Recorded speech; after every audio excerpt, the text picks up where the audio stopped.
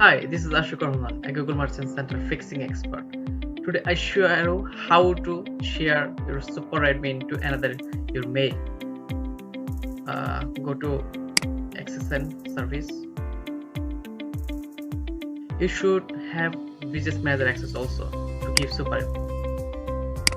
I want to give to this man to super admin this mail. Then I first need to remove.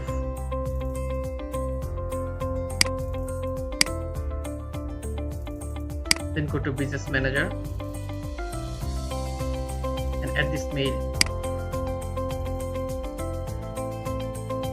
super admin, not only super admin. Next, then I'm giving this mail which I have to give super admin access. Send and done.